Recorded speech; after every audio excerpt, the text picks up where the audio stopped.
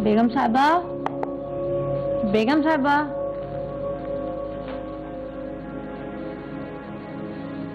बेगम साहिबा, बेगम साहिबा, वो बाबा ने फाइल दी थी, कहा था बेगम साहिबा को दे दो। फाइल वाइल छोड़ो, ये बताओ 2 दिन से कहाँ हो तुम? ना तो घर आ रही हो, ना कॉल रिसीव कर रही हो। वो मैं कुछ जरूरी काम में बिजी थी। जरूरी काम?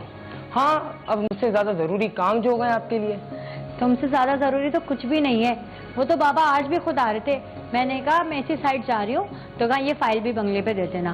तुम्हारे बाबा की तो मैं... मेरे बाबा के बारे में कुछ नहीं कहना, वरना क्या? मैं जा रही हूँ। अच्छा ना, क्या हो गया? अच्छा बाबा सॉरी, आइंदा नहीं करूंगा। बस इधर तो देखो। अदील, क्या हो रहा है ये सब? अस्सलाम वालेकुम बेगम साहबा, वो बाबा ने फाइल ली थी, मैं वो ही देने आई थी बस। तुम आज के बाद यहाँ नहीं आना, और मुंशी जी से कहना कि वो अपना काम खुद नहीं कर सकते, तो आकर अपना हिसाब किताब कर लें। मम्मा महरीन के साथ... तुम चुप करो, वहाँ ऑफिस में ढेरों काम पड़े हुए हैं और तुम यहाँ नौकर की बेटी के साथ टाइम पास कर रहे हो। जाओ जाके ऑफिस के काम करो। जी। और तुम यहाँ खड़े खड़े क्या मेरा मुंह देख रही हो? जाओ यहाँ से, और आज के बाद मेरे घर पे कदम भी मत रखना। इन दोनों बाप बेटी को इनके औकात में रखने के लिए इनकी लगाम खींचनी ही पड़ेगी।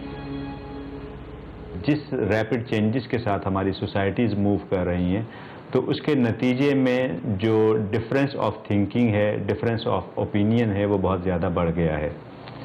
बहुत से पेरेंट्स आज के दौर में भी बहुत ज़्यादा फ्रेंडली वे में लेके चलते हैं, लेकिन कुछ पेरेंट्स का ये ख्याल होता है कि बच्चों के दरमियान थोड़ा सा डिस्टेंस होना चाहिए, और वो उस डिस्टेंस को मेंटेन करने के लिए अपनी शख्सियत को इतना ज़्यादा रिजिड कर लेते हैं, इतना ज़्यादा कन्फाइंड कर लेते हैं कि फिर बच्चे उनके पास आने से डरते हैं। और उसका नतीजा ये होता है कि फिर बच्चे पेरेंट्स के साथ बहुत सी चीज़ें शेयर नहीं करते।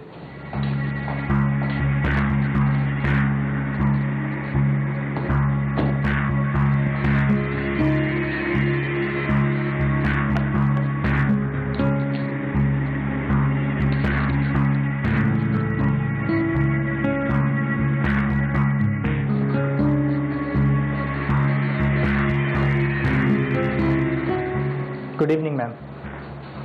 मैम वो इकबाल एंड सन... उन्हीं से मीटिंग कर कर आ रही हूँ, सब क्लियर है। चेक उनके अकाउंट में डिपॉजिट करा दो। जी मैम, उनके चेक के लिए आपके सिग्नेचर चाहिए। तुम्हें कितनी बार कहा है जब मैं ना हुआ करूँ तो चेक अदील से साइन करवा लिया करो। जी मैम, पर अदील साहब आज ऑफिस नहीं आए। What do you mean office नहीं आए? तुमने उसे कॉल की? जी मैम, दोपहर से ट्राई कर रहा हूँ, पर वो मेरी कॉल रिसीव नहीं कर रहे। तुम जाओ।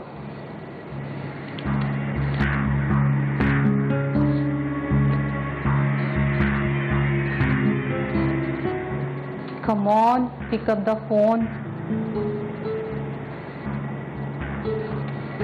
इस लड़के ने मेरे नाक में दम कर रखा है। कहीं वो उस नौकर की बेटी के साथ... no no no no, Adeel मेरे खिलाफ नहीं जा सकता। कोई भी फैमिली जब कोई अपना बिजनेस इस्टेब्लिश करती है या एक सर्टन स्टेटस तक पहुंचती है, तो उसके पीछे बहुत ज़्यादा हार्डशिप्स होती हैं, और वो हार्डशिप्स जो हैं वो हमेशा दिमाग में रहती हैं कि हमने इतनी स्ट्रगल की, इतनी कुर्बानियाँ दी, इतनी जद्दोजहद की, उसकी वजह से हम यहाँ तक पहुँचे हैं। और उसके पीछे बहुत सारी सेक्रीफाइसेस भी होती हैं। ऑब्वियसली अगर मियाँ बीवी दोनों इन्वॉल्व हैं तो वो दोनों मेहनत कर रहे हैं, अगर एक पार्टनर है तो वो उस एक पार्टनर की मेहनत का नतीजा है। तो ये चीज़ इतनी ज़्यादा हावी हो जाती है दिमाग पे कि फिर वो उस स्टेटस से कम पे कंप्रोमाइज़ करना नहीं चाहते।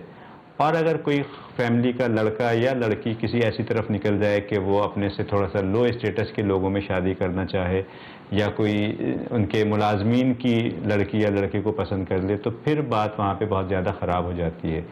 क्योंकि वो जो पेरेंट्स हैं वो तो हमेशा से अपने स्टेटस को अपने फौकियत देते हैं। क्योंकि देखें, दुनिया में जो हमारी प्रायोरिटीज़ हैं वो बहुत मैटर करती हैं। बस करो मेरीन, और कितना रोगी? देखो रोती हुई तुम बहुत बुरी लगती हो, तुम्हारी नाक बिल्कुल पकौड़े जैसी लग रही। हाँ तो अब तुम्हें भी तुम्हारी मम्मा की तरह बुरी लग रही हूँ ना, तो जाओ अपनी मम्मा के पास, बात मानो उनकी। क्यों आए हो इस नौकर की बेटी के पास? कम ऑन यार, मैं मजाक कर रहा हूँ, और तुम मम्मा की बात को अब तक दिल पे लेके बैठी हो। क्या करूं, गरीब हूं ना, गरीब को हर बात बहुत फील होती है। आप गरीब कैसे हो सकती हैं? मैं जो हूँ आपके साथ। यही बात तो तुम्हारी मम्मा भी सोचती हैं कि मैं तुम्हारे पीछे सिर्फ तुम्हारे पैसों के लिए हूँ। अरे वो तुम्हें इतना नहीं जानती जितना मैं जानता हूँ, और आई एम श्योर वो बहुत जल्दी समझ जाएंगी। वो कभी नहीं समझेंगी। जिस तरह उन्होंने मुझे बेइज्जत करके घर से निकाला, मेरे पापा को काम से निकालने की बात कर रही है, ऐसे सब कुछ नामुमकिन है। तुम क्या चाहती हो? मुझे कुछ समझ नहीं आ रहा। मेरे बाबा ये कभी नहीं सह पाएंगे। उनकी इतने सालों की मेहनत, उनकी इज्जत दोनों सब खाक में मिल जाएंगी, सिर्फ मेरी वजह से। तो तुम मुझे छोड़ दोगी सिर्फ इस वजह से कि मैं एक अमीर हूँ? इसके अलावा कोई रास्ता भी नहीं है। एक रास्ता है, अगर तुम साथ दो तो। वो क्या? चलो मेरे साथ, चलो आओ। मॉम, आप कब तक इस तरह परेशान रहेंगी? आपको पता तो है भाई की आदत का। एटलीस्ट मेरी कॉल्स तो रिसीव करें। आप ऐसे रिएक्ट कर रही हैं जैसे आपको भाई की आदत का तो पता ही नहीं है। हाँ, लेकिन तुम अदील को नहीं जानती, वो बहुत जिद्दी है। बस उसकी जिद को मैं झेलती भी आ रही हूँ बचपन से। वो जो चाहता है हासिल करता है। उफ़ो मॉम, बचपन की बात और थी, और अभी वो मिसेस IAS है, कोई चीज नहीं। ये क्या तरीका है अदील? मैं कब से तुम्हें कॉल्स मिला रही हूँ, और तुम यहाँ क्या कर रही हो? तुम इसे क्यों लाए हो? ये यहाँ क्या कर रही है? मैं कुछ पूछ रही हूँ, इसे यहाँ क्यों लाए हो? मम्मा, हम दोनों ने शादी कर ली है, कोर्ट मैरिज। Court marriage? मैं नहीं मानती शादी को। चले जाओ मेरे घर से। मम्मा क्या हो गया? आप इसे इस तरह नहीं निकाल सकती। तुम्हारा दिमाग इस लड़की ने खराब कर दिया है। तुम्हें अपनी इज्जत की तो कोई परवाह है नहीं, कम से कम मेरी इज्जत की तो परवाह कर लो। सोसाइटी में लोग तरह तरह की बातें करेंगे। मम्मा, मेरी नफ्स से मेरी बीवी है, और मैं इसके खिलाफ आपको कोई बात बर्दाश्त नहीं कर सकता। ओह, तो अब तुम्हें ये हमसे ज्यादा अजीज हो गई। मम्मा, मैं अभी ये घर छोड़ के जा रहा हूँ, आप रहें अपनी झूठी शान और शौकत के साथ। चलो। मॉम, माँ, हाँ? माँ, क्या हुआ आपको? मम्मा, मम्मा उठे, पानी लाओ, पानी लाओ। मदर ने बीइंग सिंगल पेरेंट इतना ज़्यादा डिस्टेंस क्रिएट किया हुआ है, और एक इतना ज़्यादा डिफरेंस ऑफ थॉट है कि वो बच्चों को अपने अपने बेटे को स्पेस देना नहीं चाहती, वो उस बात को समझना नहीं चाहती, वो सुनने के लिए तैयार नहीं है। जब एक तरफ इस तरह की रिजिडिटी होगी और दूसरी तरफ वो इतना ज़्यादा टेंडरनेस का मुजाहरा कर रहा है, लड़का उतना ज़्यादा इन्वॉल्व है और वो एक प्योर फीलिंग्स के साथ आगे बढ़ रहा है, तो फिर जाहिर है, जैसे कहते हैं कि जंग और मोहब्बत में सब कुछ जायज़ है, तो चूंकि उसकी प्योर इंटेंशंस हैं तो वो उसकी खातिर किसी भी हद तक जाने को तैयार है, और वो इंतहाई फैसला इक़दाम उठाता है और शादी कर लेता है, जो कि अगेन उस रिलेशनशिप में मज़ीद कड़वाहट का बायस बनती है। ये कौन है? ये महरीन है, हमारे घर का काम करती है। समझाया तो आपने बहुत है कि अमीर के लड़के को किस तरह फंसाया जाता है। हमने अपनी बेटू को ऐसी कोई तरबियत नहीं दी है। तुम आज के बाद अपनी शक्ल नहीं दिखाओगे।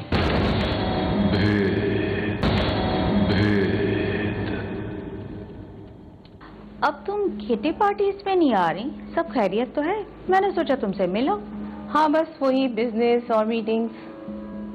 अच्छा, यही बात है या कुछ और क्या वजह हो सकती है? वो मिसेस रहमान बता रही थी तुम्हारे बेटे ने। बिल्कुल ऐसे ही जैसे मिसेस रहमान बता रही थी कि आपने अपने से आधी उम्र के ऑफिस एम्प्लॉय से शादी कर ली है। मिसेस रहमान भी ना एक नंबर की झूठी औरत है। मैं तो उसकी किसी बात पे यकीन नहीं करती, बहुत झूठी है। तो फिर मेरे बेटी की शादी के बारे में कैसे सच हो सकता है? हाँ, अस्सलाम वालेकुम। वालेकुम अस्सलाम। ये कौन है? मैंने तो इससे पहले कभी नहीं देखा। ये महरीन है, हमारे मुंशी की बेटी, जो हमारा हिसाब किताब देखता है। ये भी हमारे घर का काम करती है, दूसरे नौकरों की तरह। अच्छा यार प्लीज, मुझे भी ऐसी नौकरानियां चाहिए, प्लीज रेकमेंड करो ना मुझे। मेरे घर में सारी बुढ़ी बुढ़ी नौकरानियां, किसी काम की नहीं, किसी काम को बोल दो ना मौत आ जाती है उनको तो। और बताओ क्या चल रहा है? घर में बोर नहीं हो जाती तुम सारा सारा दिन?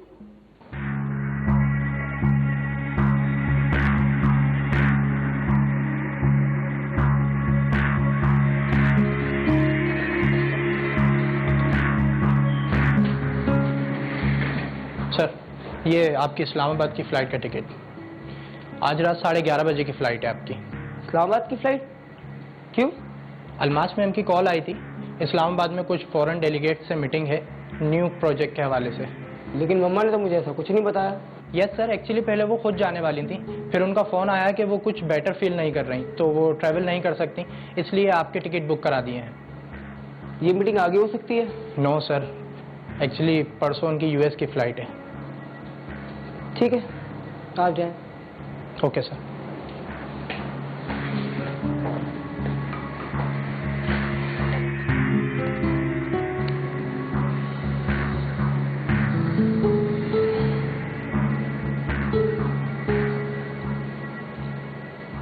हेलो महरीन। अच्छा, मेरे 2-4 ड्रेसेस पैक कर दें और कुछ ज़रूरत का सामान। अच्छा, आप भी रेडी हो जाएं, आज खाना बाहर खाएंगे। ओके मेरी जान। हाँ हाँ, बस आ रहा हूँ थोड़ी देर में। ओके, अल्लाह हाफ़िज़।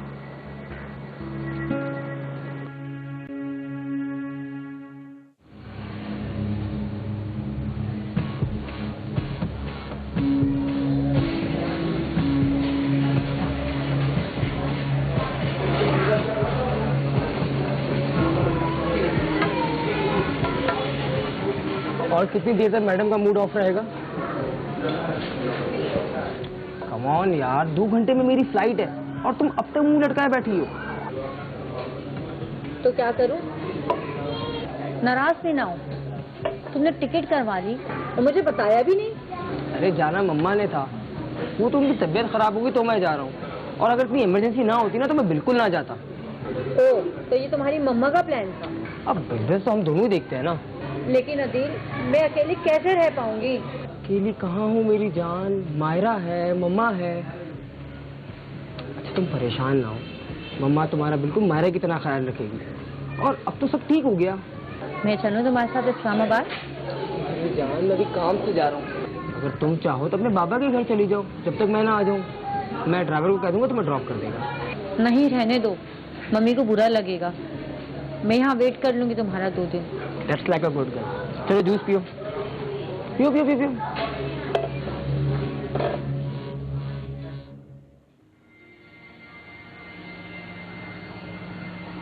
अस्सलाम वालेकुम, कैसी हैं? वालेकुम अस्सलाम। मैं यहाँ से गुजर रहा था, मैंने सोचा आप लोगों से मिलता चलूं, ये मिठाई लाया। हमारे घर में ना तो कोई अनहाइजीनिक चीज खाता है और ना ही कोई लाता है। बाबा कब आए? कैसे हैं आप? तुम्हारे बाबा तुम्हारे लिए मिठाई लाए हैं, इसे ले जाओ, और कोई चाय वगैरह। जी, मैं प्लेट में निकाल के लाती हूँ अभी। मैं मीठा अवॉइड करती हूँ, इसे तुम ही खाना। जी बाबा, आप खड़े क्यों हैं? बैठे ना, मैं आपके लिए चाय लाती हूँ और खाना खा के जाइएगा, बहुत सी बातें करनी है आपसे। मैं जानता हूँ आप अदिल बाबा और महरीन की शादी से नाखुश हैं, मगर क्या करूँ, मैंने बहुत समझाने की कोशिश की। जवान खून है ना, किसी की सुनता ही नहीं। समझाया तो आपने बहुत है, मगर अपनी बेटी को कि अमीर के लड़के को किस तरह फंसाया जाता है। आप गलत समझ रही हैं, हमने अपनी बेटी को ऐसी कोई तरबियत नहीं दी है। वो तो मैंने देख ही लिया है कि तुमने अपनी बेटी की तरबियत कैसी की है। और रही बात तुम्हारी, तो तुम ना तो आज के बाद यहाँ आओगे और ना ही कोई हमारा काम देखोगे। और अगर तुम चाहते हो कि तुम्हारी बेटी मज़ीद कोई मुश्किल ना झेले, तो तुम आज के बाद अपनी शक्ल नहीं दिखाओगे। जा सकते हो।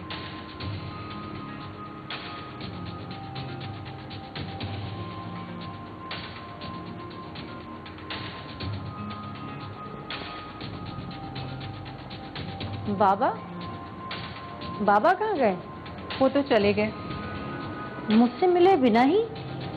हाँ, उन्हें कुछ काम याद आ गया होगा। तुम जाओ और सैफू को खाना बनाने का बोलो। जी। जब उनके समधी घर में आते हैं तो बजाय रिस्पेक्ट के उनको डिसरिस्पेक्ट करती हैं, उनको ह्यूमिलिएट करती हैं और उनको थ्रेटन करती हैं। और ये सारी चीज़ें एक ऐसे माइंडसेट को रिफ्लेक्ट करती हैं कि जिस शख्स के अंदर ग्रीड होगा तो वो किसी भी हद तक जा सकता है, फिर उसके लिए लिमिट नहीं होती कोई। और इन खातून का भी डेफिनेटली यही मकसद होगा कि बेटा इनका किसी अच्छी जगह पे शादी करे और वो फिर बिजनेस डीलिंग्स और फिर वो बिजनेस टर्म्स और फिर वो बिजनेस फर्दर ग्रो करे। तो चूंकि ये सारी चीज़ें नहीं हुई तो अब वो खातून अपने आप को बहुत ज़्यादा डिग्रेडेड फील कर रही हैं, डाउन फील कर रही हैं। झूठी है ये चोरनी, इसने कभी जिंदगी में अपनी महंगी चीजें देखी नहीं है ना, इसीलिए। ये किस तरह का बदला लिया तुमने मेरी मायरा से? बदला? क्या कह रही हैं आप अम्मा? पूछो अपनी बीवी से, इसने केक में क्या मिलाया था?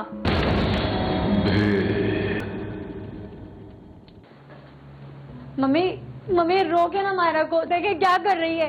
अरे बेटा, कर लेने दो से तसल्ली। जब तुमने कुछ किया ही नहीं है तो डर कैसा? मतलब आपको भी मुझ पर भरोसा नहीं है? ये सब क्या लगाया हुआ है? अदिल अदिल देखे मायरा मुझ पर चोरी का इल्जाम लगा रही है। क्या? ये देखिए मॉम, मैंने आपसे कहा था ना ये हार इसी ने चुराया है। अदिल मेरी बात पे यकीन करें, मुझे नहीं पता यहाँ कैसा है। इस हार के क्या पड़ लगे थे जो खुद उड़कर तुम्हारे पास आ गया? महरीन बेटा, अगर आपको ज्वेलरी चाहिए थी तो आप मायरा से मांग लेती या मुझसे कह दिया होता। ये सब करने की क्या जरूरत थी? मैं अपने बाबा की कसम खा के कहती हूँ, मैंने हार नहीं चुराया है। मम्मा ये कह रही है ना से नहीं चुराया, तो नहीं चुराया। झूठी है ये चोरनी, इसने कभी जिंदगी में अपनी महंगी चीजें देखी नहीं है ना, इसीलिए।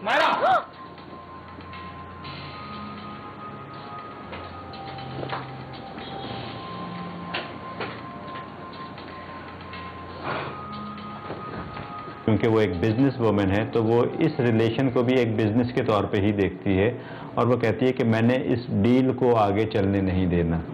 और उसमें फिर वो जो भी उसके सारे टैक्टिक्स हैं, स्ट्रेटजीज हैं, ट्रिक्स हैं और जो भी नेगेटिव सारे प्रोसेसेस हैं वो अप्लाई करने की कोशिश करती है, जिसमें कभी कोई चोरी का इल्ज़ाम लगाना या कोई और इस तरह की चीज़ें कर देना कि इस रिलेशनशिप को स्पॉइल किया जाए। और ये सारी चीज़ें जो मेन रीज़न है वो क्या है, एक इनसिक्योरिटी और अपने आप को थोड़ा सा नीचे, यानी उसकी बात को उसने फुलफिल नहीं किया लड़के ने, उसके बेटे ने, तो इसकी वजह से वो ये सारी चीज़ें प्लानिंग करती है और लड़के का दिल ख़राब करती है।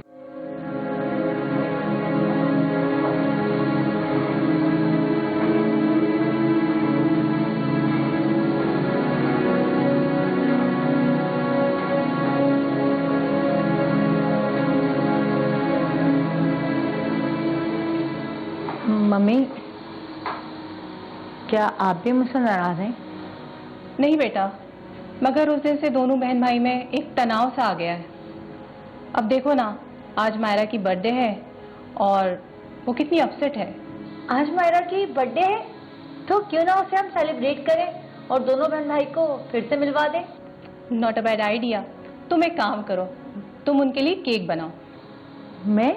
हाँ, तुम्हारे बाबा बता रहे थे कि तुम बहुत अच्छा केक बनाती हो और इस तरह हम टेस्ट भी कर लेंगे और सेलिब्रेशन भी डबल हो जाएगा।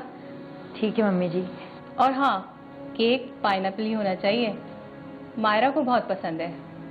तुम सैफू को लिस्ट दो, वो सामान ले आएगा। डोंट वरी, आज की बर्थडे मायरा को हमेशा याद रहेगी। भूलना नहीं, केक पाइनएप्पल होना चाहिए। जी बिल्कुल बिल्कुल, मुझे याद रहेगा। अब आएगा मजा, pineapple cake.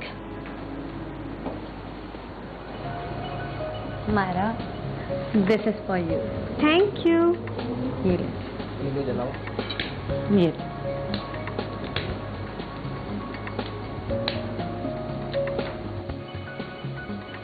Happy birthday to you, birthday to you.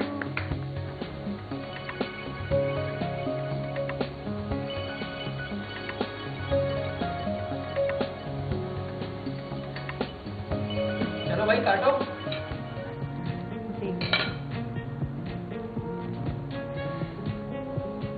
मम्मा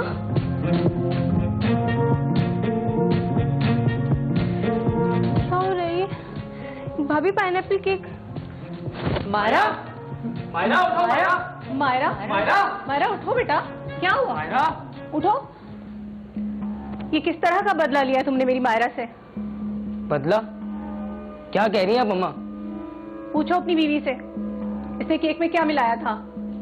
मैंने तो कुछ भी नहीं मिलाया। तुमने केक में पाइनएप्पल नहीं मिलाया? मायरा को एलर्जी है पाइनएप्पल से। लेकिन मम्मी जी, मुझे तो आपने कहा था। व्हाट? मेरी बच्ची को पाइनएप्पल से सीवियर एलर्जी है, जहर है इसके लिए, और तुम कह रही हो कि मैंने कहा था इसे जहर देने के लिए। वो तो अल्लाह का शुक्र है डॉक्टर ने टाइम पर एंटी एलर्जी दे दी, नहीं तो इसकी जान भी जा सकती थी। अदिल, मेरी बात का यकीन करें, मुझे मम्मी जी ने खुद कहा था केक बनाने को। हाँ कहा था, लेकिन ये भी कहा था कि इसमें पाइनएप्पल नहीं डालना। मम्मी जी, आप झूठ क्यों बोल रही हैं? मैं झूठ कह रही हूँ? एक तो दोनों बहन भाई के बीच में तुमने इतनी लड़ाई डलवा दी, और फिर मेरी बच्ची की जान लेने पर तुली हुई हो। आखिर चाहती क्या हो तुम? मम्मी जी, अब आप बात को बढ़ा रही हैं। अदिल के सामने मुझे गंदा करना चाहती हैं। मैं आपको पसंद नहीं, इसीलिए ना। बस करो महरीन, बहुत बदतमीजी कर ली यार। मैं मायरा पर गुस्सा हूं, इसका मतलब ये नहीं है कि इसकी जान से बढ़कर कोई अजीज है मेरे लिए। अदिल, तुम भी इन सब की तरह। तुम एक काम करो, अपना सामान पैक करो, मैं कल ही तुम्हें छोड़ के आ रहा हूं। अब तुम यहाँ एक सेकंड नहीं रुकोगी, आई समझ में?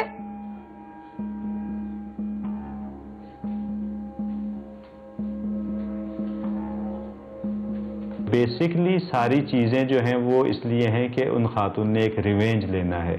जब इंसान रिवेंज माइंडसेट के साथ ज़िंदगी में आगे बढ़ता है तो उसकी आंखों पे पट्टी बन जाती है, फिर उसको कुछ अच्छा या बुरा नज़र नहीं आता, फिर उसको अपनी ईगो को सेटिस्फाई करना होता है। और यही चीज़ वो अपने घर में कर रही हैं, जिसके नतीजे में ये जो उनका मूव था, उनकी जो चाल थी, वो कामयाब हो गई और बेटा भी बहू पे चढ़ाई करता है, यानी उसको डांटता है। और अल्टीमेटली क्या हो रहा है? अल्टीमेटली बहू सफ़र कर रही है, लेकिन वो खातून ये नहीं देख रही कि वो जो भी कुछ कर रही हैं वो एक कार्मिक इफ़ेक्ट के ज़रिए उनकी बेटी के सामने भी आ सकता है। ये इतना सामान लाई तो नहीं थी जो इतना ले जा रही है? मम्मा, इसमें मेरे कपड़े और सामान है। व्हाट? तुम कहाँ जा रहे हो? महरीन के साथ उसके घर।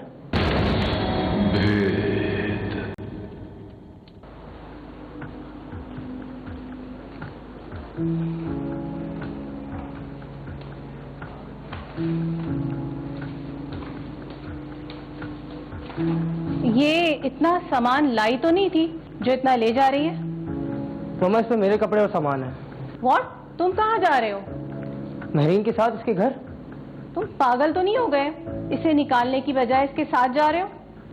पागल तो कल रात हो गया था जब इसे अपनी जिंदगी से अलग करने का फैसला किया, जबकि किया जरा तो आप दोनों का था, और खास तौर पे आपका। ये तुम क्या कह रहे हो? लगता है इसने तुम्हारे कान भरे। इसने मेरे कान नहीं भरे, लेकिन कल जो मैंने अपनी आंखों से देखा और अपने कानों से सुना, उसके बाद ही फैसला किया। ऐसा भी क्या देख लिया? कल जब तुम्हारी तबीयत का पूछने आया। वाह मॉम, क्या एक्टिंग की आपने। भाई ने तो उसे सीधा घर से बाहर करने का कह दिया, पहले खुद ही पाइनएप्पल केक बनवाया और मेरी एलर्जी का इल्जाम भी उस पे। मगर अगर टाइम पे एंटी एलर्जिक ना मिलती ना तो मेरा तो टिकट कट जाता। आपने अपने चक्कर में मुझे दाव पे लगा दिया। अगर मैं मर जाती तो? अरे ऐसे कैसे? डॉक्टर से पहले ही मेडिसिन लिखवा ली थी मैंने। और तुम्हारी मॉम कोई कच्ची खिलाड़ी नहीं है, और तुम भी कुछ कम नहीं हो। ज्वेलरी मैरीन के रूम में छुपाई थी ना? हाँ, लेकिन आपकी टाइमिंग कैलकुलेशन पक्की थी। भाई के घर आने से कुछ देर पहले ही उसके रूम की तलाशी करवाई ताकि सारा तमाशा भाई के सामने हो। और महरीन के डैड को भी आपने बहुत अच्छा बेइज्जत किया। अब दोबारा कहीं काम नहीं मांगेगा। सीरियसली मॉम, कितनी अच्छी एक्टिंग की है आपने अच्छा बने रहने की। जरूरी था मायरा, वरना इसके चक्कर में बेटा भी हाथ से जाता। हाँ, आपने मुझे मेरी बर्थडे का बेस्ट गिफ्ट दिया। इस मैडम से मेरी जान जो छुटवा दी। अच्छा, ये पानी का गिलास उठाओ और ये एंटी एलर्जी खा लो। सुबह तक तुम बिल्कुल ठीक हो जाओगी, और सुबह वो नजारा भी देखना जब वो उसे घर से बाहर निकालेगा।